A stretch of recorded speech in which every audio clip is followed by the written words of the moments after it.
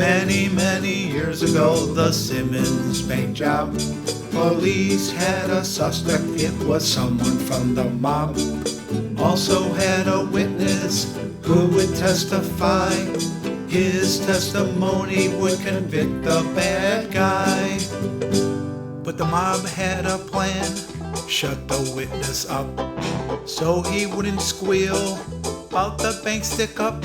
They got a newspaper, scissors and some glue, and sent Sam a message to tighten the thumb screw. Mr. Sunboyle, it has come to our attention that you are the star witness to the bank robbery last month, and you are prepared to testify against the suspect in court. We are very sorry to say that the man you are accusing is a beloved member of our brotherhood. It would be to your advantage to not even show up in court for the trial next week. The mob. Sammy read the note with a careful eye, proceeded to his desk to type out his reply. Dear Mr. the Mob, yes, indeed, it would be to my advantage to not show up in court. I work at the city dump, and I could use that $10 a day. Nevertheless, I give my civic duty top priority and will show up to see that justice is done. As his brother, you should look after him more closely. I understand, since I have a brother too, and he was once apprehended stealing some raspberries. I guess you could say he was caught red-handed. But I saw to it that he, too, paid his debt to society. So, in conclusion, I will see to it that everybody gets a fair shakedown in the law. Yours truly, Sammy Sunboyle.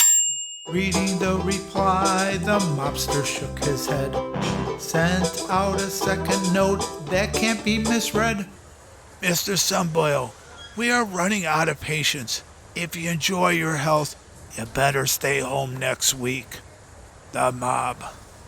Dear Dr. the Mob, why, I didn't know that you were a doctor. And whereas you have my sympathies that you are losing your patience, I am already under the care of a skilled physician who looks after my health. Thanks anyway. See you in court next Thursday. Yours truly, Sammy Sunboyle. P.S. Now I understand why you cut your letters out of the newspaper. Of course, everyone knows that doctors can't write. The baffled mobster screamed, "This guy's a screwball. Doesn't he understand plain English at all?" Mr. Sunboyle, if you have the courage to appear in court next week, we're gonna take you for a ride, at which time we'll give you a cement overcoat.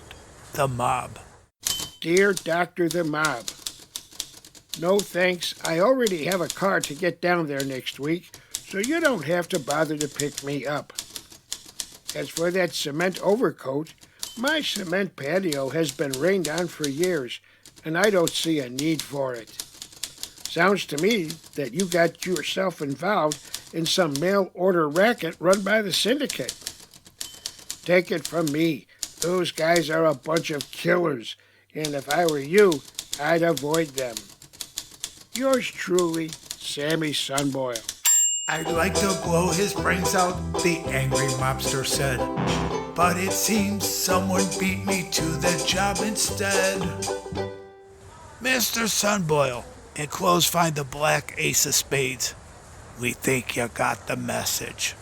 The mob. Dear Dr. the Mob, enclosed I did find the ace of spades, for which I thank you very much. However, after searching diligently, I could not find the message you made mention of in your note.